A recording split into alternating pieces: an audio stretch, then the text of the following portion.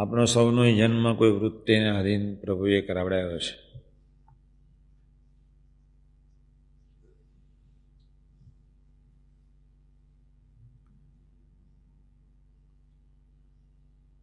ગયા જન્મે કોઈ એવી વૃત્તિ હશે જેને લઈને મહારાજે આપણને પૃથ્વી પર મોકલ્યા.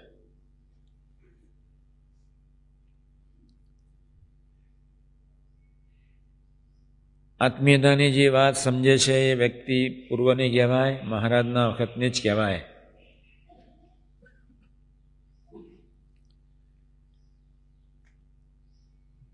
છતાંય આપણો 2-4 જન્મથી મહારાજના સ્વરૂપો સાથેના જન્મો હોવા છતાંય એવી કોઈક વૃત્તિ છે જેને સંબંધ તોડાયો છે.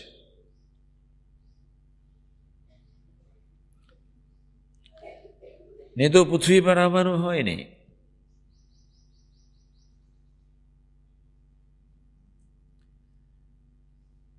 એવી કોઈ વૃત્તિ છે જેને આત્મીયતા રખાવા દીધી નથી. એવી કોઈ સમજણ છે, એવો કોઈ રાગ છે જે ગયા જન્મે આત્મીયતામાં બાધારૂપ બન્યો છે.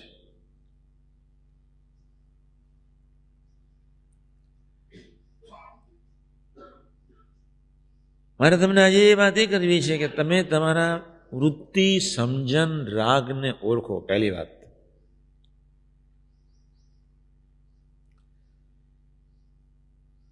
બીજી બાજુ એક ધ્યેયને નક્કી કરવું છે. છેલ્લાનું 5, માલિક તેરી રજા રહે ઓર કેવળ તું રહે, ન મેં રહું ન મેરી આરઝુ રહે. આપણો અંતિમ લક્ષ્ય છે. પ્રથમના 33-37 પ્રમાણે અનન્ય આશરો એ આપણું અંતિમ લક્ષ્ય છે. તારા સિવાય કાંઈ નહીં ઈચ્છું, તું એક જ વાલો રહું, એમાં આપણું અંતિમ લક્ષ્ય છે.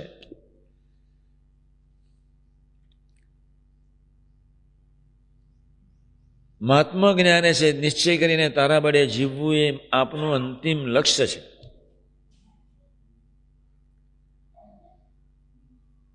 સર્વે અંતરદ્રષ્ટિ કરો.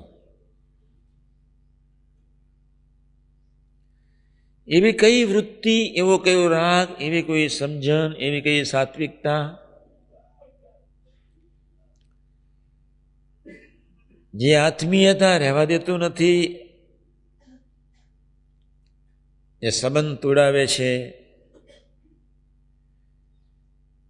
એટલે પહેલું પોતાના જાતને અંતરદ્રષ્ટિ કરી સમજવા પ્રયત્ન કરો. હું જે તમને જે માર્ગે લઈ જવા પ્રયત્ન કરી રહ્યો છું એ કરોડોમાં કોકની વાત છે.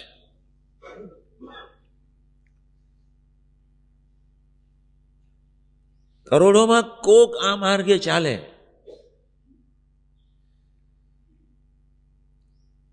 એમાં તમે સદભાગી થયા અને તમે સુરુચિ રાખી, તેથી આનંદ. છતાંય ફરીથી તમને કહું છું કે પોતાના દોષ, વૃત્તિ, સમજણ, રાગને સમજો. તમે અંતરદ્રષ્ટિ કરશો તો તમને ખ્યાલ આવશે કે આ વૃત્તિ, રાગ, સમજણ, સ્વભાવ, પ્રકૃતિ મને બાધારૂપ છે, જે મનુષ્યભાવ લેવડાવે છે, અભાવ લેવડાવે છે.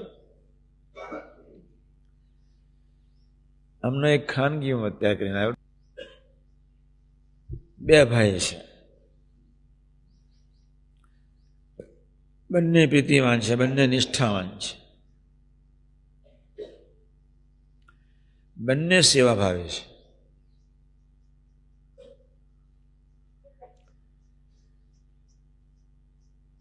પણ સમજણ નહીં હોવાને કારણે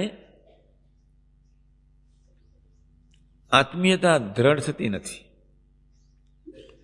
એકબીજા ખુલ્લા દિલથી વાતો કરી શકતા નથી. હમણાં મેં સવારે 8:30 વાગે ખાનગી કરી.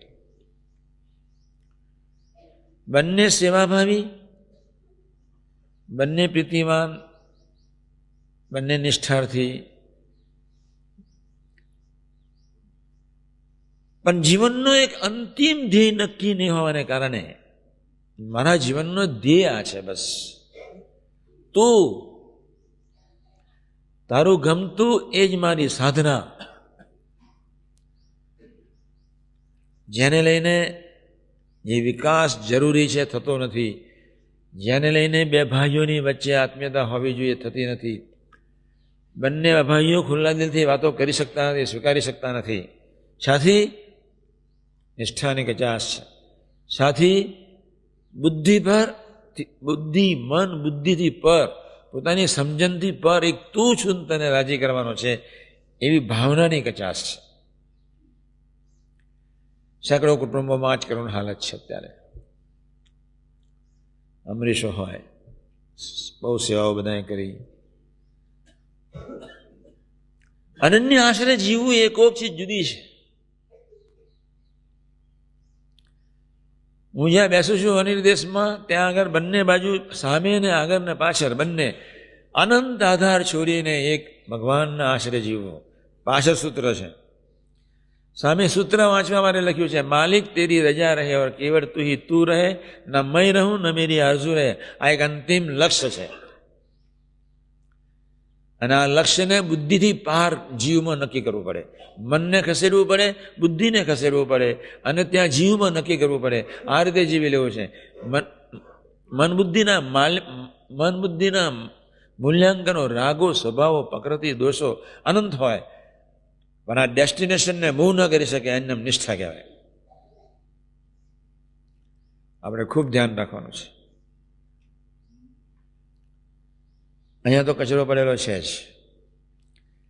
જ્યાં ગયા જન્મનો કોઈ રાગ અથવા કોઈ પ્રકૃતિ અથવા કોઈ વૃત્તિ અથવા કોઈ સમજણ અથવા કોઈ સ્વતંત્ર માન્યતા અથવા કોઈ સાત્વિક ભાવ, જેને લઈને પૃથ્વી પર પ્રભુએ આપણને મોકલ્યા.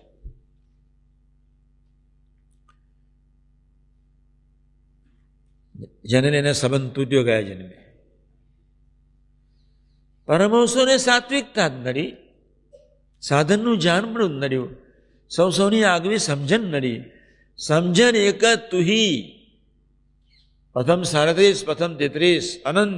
ભગવાન મુક્તાન સામે મહારાજને પૂછ્યું, હે મહારાજ, ભગવાનના અનંત કલ્યાણકારી ગુણ પ્રાપ્ત સી રીતે થાય? જ્યારે મેં પહેલી વાર વતનાથ, વર્ષો પહેલા જ્યારે વતનાથ છે હું એક સજાગ થઈ ગયો. બહુ સરસ વતનાથ છે.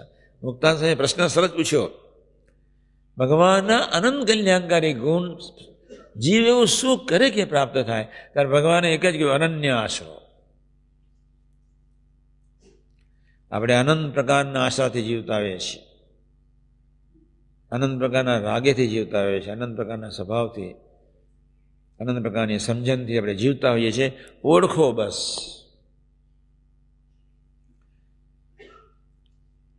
કોઈ પણ ભોગે ઓળખો. તમે અંતરદૃષ્ટિ કરો. અત્યારે હું તમને વહેલા છૂટા કરી દઉં છું. ડેરીએ જાઓ, પ્રદક્ષિણા કરો, પ્રાર્થના કરો, આ દ્રઢ કરો બસ. કા દ્રઢ કરો નિજાત્માનમ બ્રહ્મરૂપમ. હું સ્થૂળે નહીં, હું સૂક્ષ્મે નહીં, હું કારણે નહીં. કા દ્રઢ કરો અહમ બ્રહ્માસ્મિ કૃષ્ણ છે દાસોમ. મારો અંતિમ ધ્યેય છે, બસ પકડો. આ દ્રઢ કરો. કોઈ આત્મીય બને કે મને, હે મહારાજ મને બનાવજો. નક્કી કરવું પડે, દ્રઢ કરવું પડે. તમે દ્રઢ નહીં કરો તો મારી કથાની કોઈ અસર નહીં થાય. આ તમે ખૂબ ધ્યાનથી વાત સાંભળજો. તમે તમારા જીવનમાં ધ્યેયને દ્રઢ નહીં કરી શકો તો હું ગમે તેટલી કથા કરીશ, ગમે તેટલી,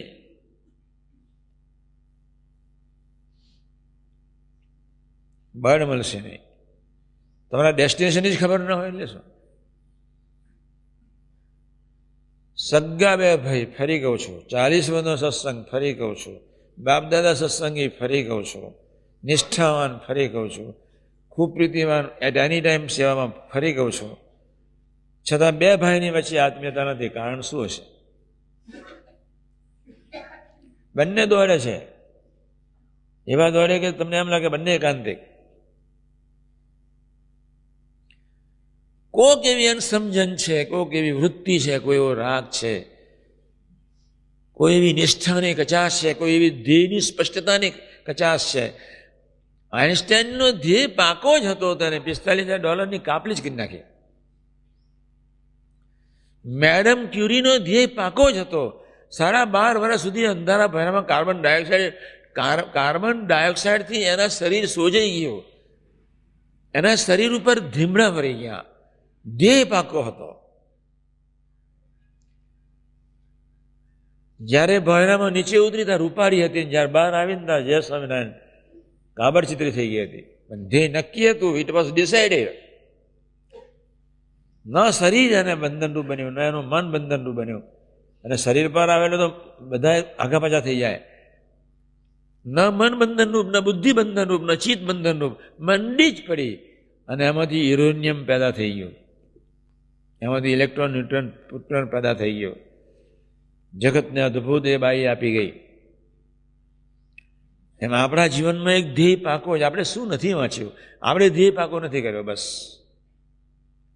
મીરાની ખબર છે, નરસિંહની ખબર છે, પર્વતબેન ખબર છે, બધી ખબર છે, મૂર્ધનબેન ખબર છે, ગુણાતીત પુરુષોની ખબર છે, બધી ખબર છે. ધ્યેય નક્કી કરો. મધ્ય 50 પ્રમાણે ખરેખર જીવવું છે. કોઈ વાલી વસ્તુ નહીં, કોઈ વાલી કોઈ